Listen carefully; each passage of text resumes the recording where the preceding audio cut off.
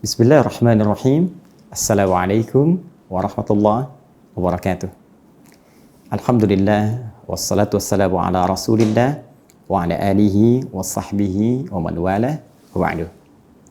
Saudara-saudariku dimanapun Anda berada, Alhamdulillah bersyukur pada Allah Subhanahu wa Ta'ala, kita kembali diberikan kesempatan oleh Allah untuk menunaikan ibadah Shiyam Ramadan hingga hari ke-13.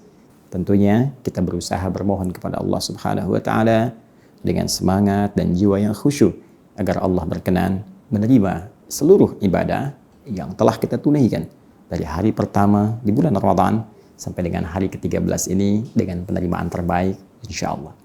Sebelumnya, untuk mengingatkan kembali secara cepat apa yang telah kita urai di pertemuan lalu, bahwa dalam konteks menunaikan ibadah Shiyam yang dijalani dari mulai fajar, ya, subuh sampai dengan waktu maghrib itu, kita telah ulas bersama bahwa ada contoh yang langsung diisyaratkan, bahkan umumnya dikerjakan oleh Nabi SAW sebagai amalan utama, baik itu terkait dengan koreksi atau introspeksi diri, mencoba menjadi pribadi yang lebih baik dan lembut, ataupun juga amalan berbagi, harta benda, atau juga mungkin makanan, pakaian, dan jenis lainnya yang telah kita ulas dengan sempurna dalam maksud lengkap pada pertemuan-pertemuan yang lalu.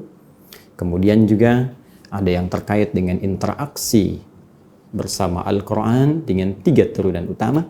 Apakah qiraah, bacaan, duhai teman-teman yang ingin ke surga, telah berapa juz dikhatamkan sampai dengan hari ke-13 Ramadan ini?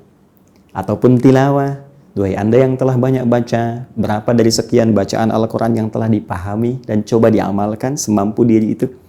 Ataupun juga tahfidz, hafalan, yang kita inginkan membawa mahkota di hari kiamat yang mungkin dipakaikan juga kepada kedua orang tua tercinta. Sejauh mana kita telah berusaha menghafal Quran sampai hari ini? Bila dibandingkan dengan anak kecil, bahkan ada yang ditutup penglihatannya oleh Allah supaya tidak melihat maksiat, namun dia mampu menghadirkan Quran dalam jiwanya. Dan tentunya mengamalkan ini tidak mudah karena menghadapi tantangan-tantangan yang bahkan telah diberikan oleh Nabi keterangannya plus dengan solusinya. Ini yang kita kerjakan dari fajar sampai dengan maghrib dengan perjuangan yang luar biasa itu, maka akan sangat diberikan apresiasi saat menjelang buka khususnya, yang langsung bonusnya diisyaratkan oleh lisan Nabi SAW yang tercantum dalam hadis riwayat Muslim. Kita langsung saja sampaikan rawinya, diinformasikan oleh sahabat Abu Hurairah, ya, Abdurrahman bin Sakhr nama aslinya, ini julukannya, disampaikan dari Nabi SAW. Apa keterangan Nabi dimaksud sehingga kita sebutkan sebagai rahasia dalam berbuka? Mari kita bacakan hadisnya. Nabi menyampaikan lis-shaimi, ya, masyaallah, lis-shaimi sarhatan,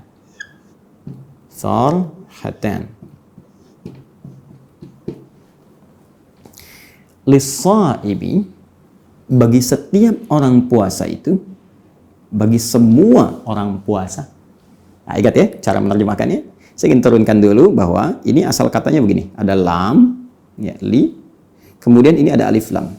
As-shaimi. Asalnya begini. Ya, as-shaimi.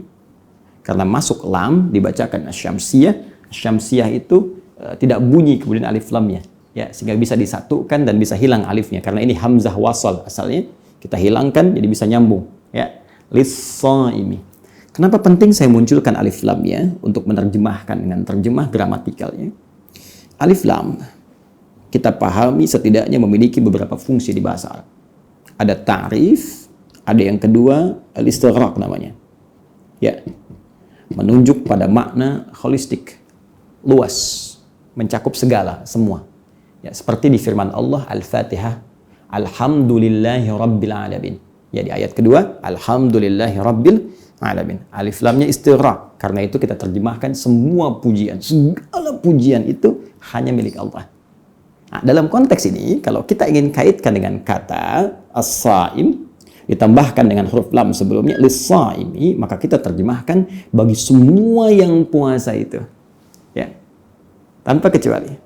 Dan menunjuk sifat keumuman puasanya. Artinya tidak hanya melekat pada yang fardu seperti Ramadan, ya, tapi juga bisa mencakup yang sunnah, ya, seperti Senin, Kamis, Ayyamil Bid, ya, puasa Daud dan sejenisnya.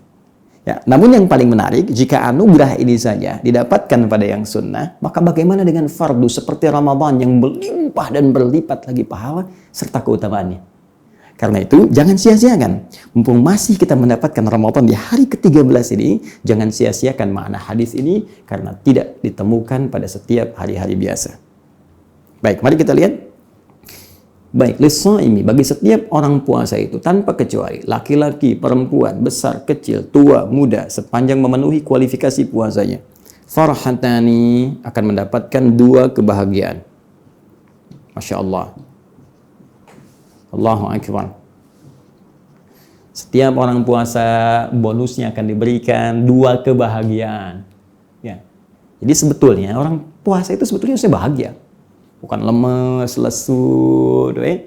Jadi kalau ada orang puasa itu cenderung wah lemes atau menggerutu, ini menandakan ada persoalan dalam puasanya. Ya, puasa membawa kebahagiaan. Apa 2 kebahagiaan yang dimaksudkan? Mari kita lihat cepat. 1, farhatun, ya, hina yuftiru. Allahu Akbar. Kebahagiaan pertama adalah rasa bahagia yang dirasakan saat ia mulai berbuka. Nah, ini rahasianya. Ini konteksnya. Baik, saya tanya pada Anda, kapan berbuka puasa? Zuhur. Kalau zuhur itu anak TK. Asar, anak yang mau masuk SD baru belajar, kan? Baik, seorang yang memenuhi kualifikasi syarat ketentuan puasa pasti mengetahui bahwa buka puasa itu maghrib. Ini dia. Karena itu kita katakan di awal rahasia saat berbuka. Ya. Baik, jadi saat berbuka, maghrib itu, ya, maghrib, saat tiba waktunya maghrib, orang puasa cenderung bahagia, senang. Ya, begitu dengar azan Allahu Akbar, senangnya luar biasa. Hanya memang sebagian umat Islam, juga sementara kalangan, ada yang mengaitkan kebahagiaan ini hanya kebahagiaan berupa fisikal saja, secara fisik, ya, psikologisnya. Apa itu kebahagiaan fisik dan psikologisnya?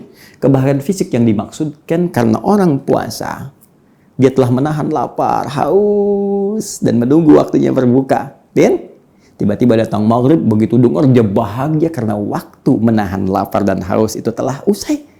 Tiba lagi saatnya makan kembali. Ya, makan telah tiba, minum sekarang bisa. Karena bahagianya luar biasa, mendengar suara adzan karena merasa kebutuhan fisiknya akan terpenuhi kembali. Nah, karena itu banyak hal yang menarik gitu ya. Kadang ada orang yang sudah mengumpulkan makanan, menunya macam-macam, kemudian minumannya, ada sekutengnya, ada kolaknya, ada jus alpukatnya, segala rupanya, masya Allah. Ya, begitu adzan berkumandang langsung baru minum teh manis, kenyang. Tapi punya ada kebahagiaan fisik. Ya. Nah, hanya yang saya maksudkan bukan ini. Saya ulang, yang saya maksudkan bukan yang ini. Yang saya maksudkan adalah kita coba ambil lagi keterangan dari Nabi Sallallahu Alaihi Wasallam. Adakah korelasi yang dimaksud bahagia di waktu maghrib ini dengan keterangan lain yang memberikan rahasia keistimewaannya? Sebab kalau cuma bahagia buka itu standar biasa. Ya, umumnya orang kalau puasa, mungkin di non-muslim juga ada puasa. Ya, jadi kalau waktunya buka ya mungkin bahagia. Karena itu konteks kebahagiaan orang beriman akan terasa lain. Karena orang bahagia, orang beriman itu bahagia dengan imannya, menangis dengan imannya, sedih dengan imannya, masya Allah. Ya, jadi iman yang punya sinar dalam kehidupan jiwanya, yang menerangi anggota tubuhnya. Yang paling menarik ada keterangan lain di hadis Nabi Sallallahu Alaihi Wasallam. Kalau yang tadi ini di hadis Muslim, ada satu korelasi yang bisa dibahas dengan hadis yang kedua, riwayat Imam At-Tirmidzi. Ya, ini nama aslinya Muhammad, tumbuh dan berkembang di Tirmidzi sehingga dikenal dengan At-Tirmidzi. Ya, ini kita temukan riwayatnya sahabat Abu Hurairah. Ya, sama persis dengan yang di atas. Ya, nomor hadis 2526. Ini riwayat sahabat Abu Hurairah, ini pun yang pertama riwayat sahabat Abu Hurairah. Dan yang paling menarik, mari kita lihat korelasinya. Di hadis ini disampaikan oleh Nabi, thalathatun, ada 3 golongan. La turaddu da'watuhum, yang doanya sulit untuk ditolak oleh Allah Subhanahu wa taala. Dalam bahasa lain, yang doanya begitu mudah dikabulkan oleh Allah. Di 3 golongan yang doanya cepat dikabulkan oleh Allah. 1, al-imamul adil, pemimpin yang adil. Baik, bahasanya akan cukup panjang. Kalau bagian pertama ini kita masuk ke konteksnya karena kita sedang kultum, ya. 2, as-shaimu hatta yuftira. Ini yang saya maksudkan. Ya, 1 al-imamul adil, pemimpin yang adil. Yang kedua as-shaimu hatta yuftira, orang yang puasa ini. Ya. Hatta yuftira, ini kalimatnya. Hatta yuftira, orang puasa sampai dia buka. Sampai dia buka. Allahu Akbar. Jadi ternyata pada saat kita akan berbuka itu, dari kita puasa sebetulnya, kita puasa, dan puncaknya saat akan buka itu. Ya, hatta itu menunjuk pada ujungnya, akhirnya. Dari mulai orang puasa itu, doanya dikabulkan, puncaknya saat akan buka. Itu ditunggu. Anda mau minta apa?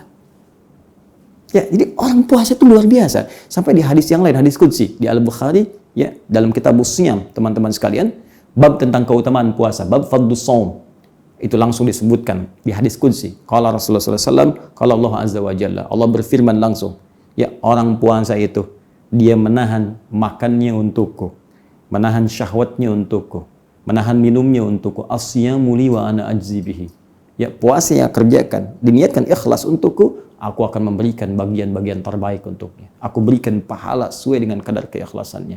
Tapi yang paling menarik, perhatikan kalimat ini.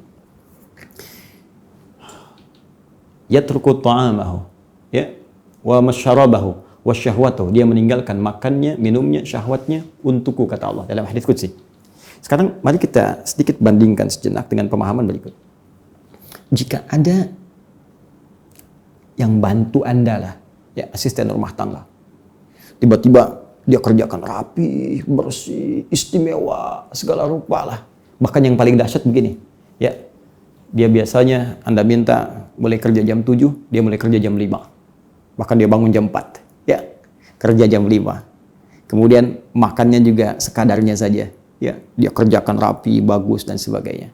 Sekarang tiba waktu gajiannya, tiba-tiba dia ingin mengajukan sesuatu kepada Anda. Anda berikan nggak? Dan Anda mampu. Contohnya sederhana, dia minjam uang misalnya, mau minjam 100.000 aja. Gaji dia 1.500.000, dia mau minjam 100.000 aja. Anda berikan nggak? Maka demi Allah saya katakan, jangankan Anda menunggu dia gajian, sebelum gajian pun Anda sudah ingin memberikan sesuatu yang terbaik untuknya. Kalau bisa, sebelum dia minta, Anda sudah tambahkan. Tambahkan 2 juta, tambahkan serupa gaji yang pertama. Nah, ini yang paling menarik adalah seseorang yang sedang menunaikan puasa. Kata Allah di hadis qudsi riwayat Al-Bukhari tadi, ini luar biasa nih. Orang ini apa yang dia kerjakan? Dia meninggalkan makan. Orang lain makan, dia enggak. Orang lain minum, dia enggak. Orang lain mengerjakan syahwat, dia enggak. Dia tahan karena saya. Maka kata Allah, apapun yang dia minta akan aku berikan. Wa ana ajzi bihi. Saya berikan pahalanya. Saya berikan bagiannya.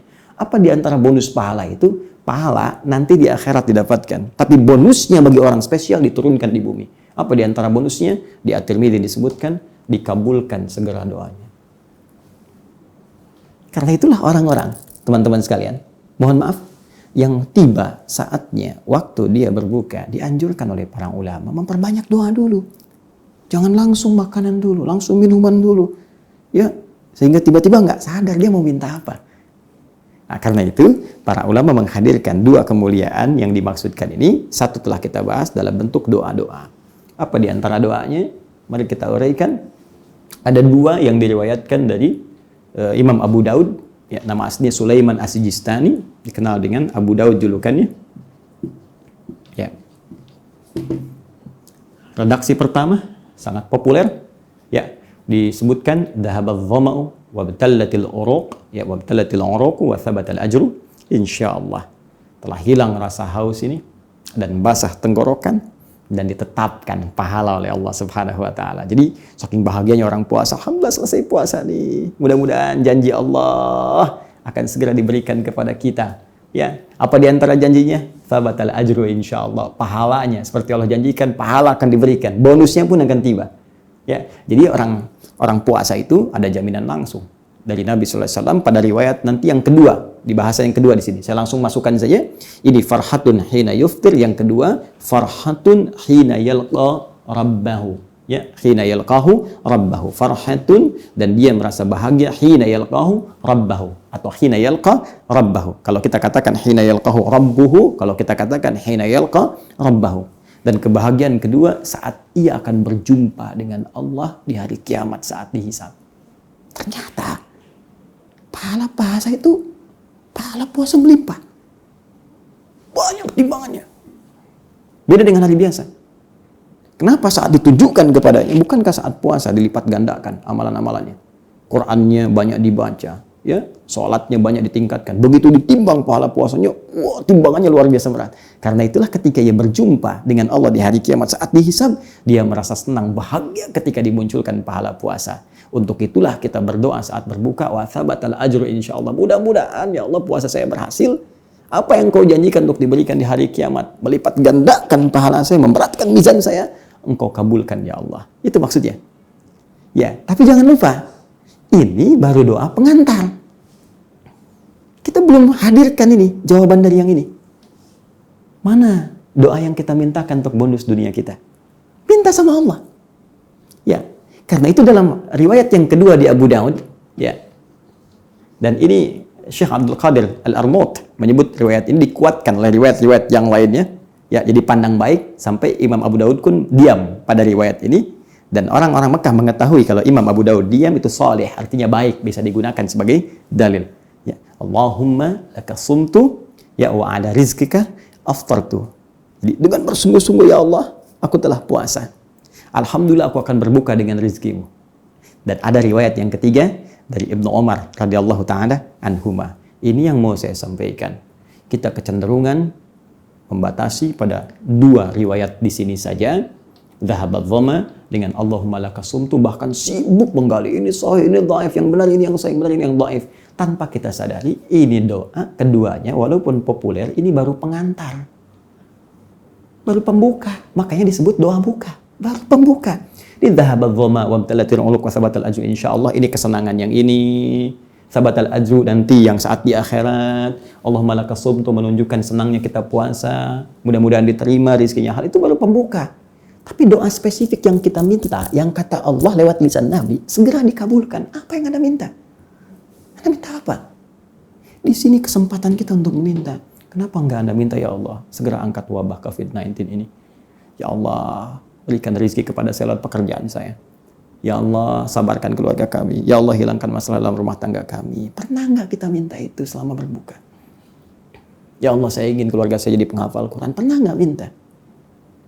Sebagian hanya sibuk kemudian membahas ini sahih, ini dhaif, dan lupa dalam kaidah ilmu hadis, hadis dhaif sepanjang bukan parah dan tidak terkait dengan aspek-aspek yang pokok akidah, ya, sifatnya atau ibadah yang utama seperti sholat, sepanjang dia fadailul a'mal, ibadah keutamaan seperti doa, itu boleh digunakan. Apalagi ini ada syawahid. Dia nggak usah berdebat masalah Allah malaka sumtu, mau Anda mau pakai silakan, tidak, nggak ada masalah.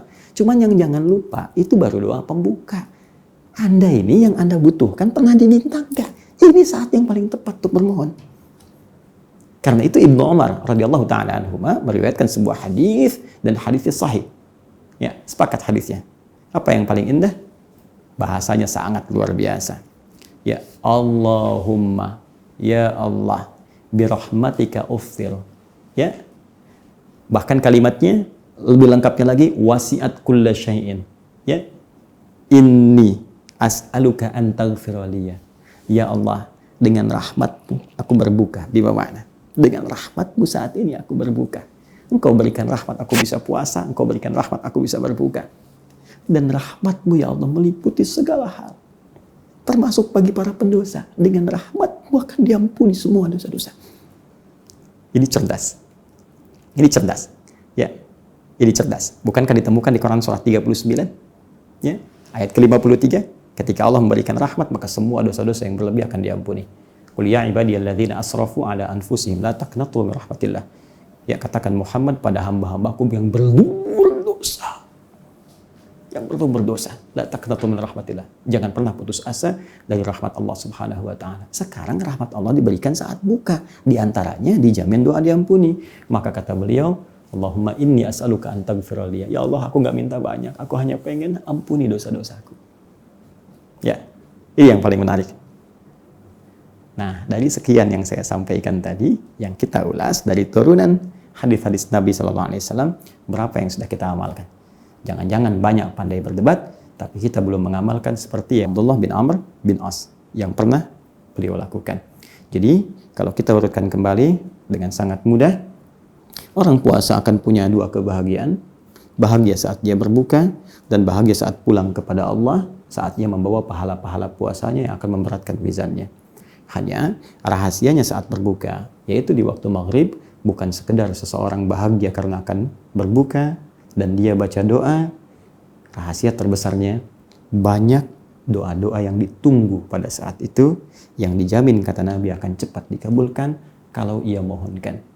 Maka mari kita amalkan minimal di hari ke-13 ini. Jangan sibuk memperdebatkan yang sudah jelas. Membahas yang sudah jelas akan menjadikan pembahasan semakin tidak jelas.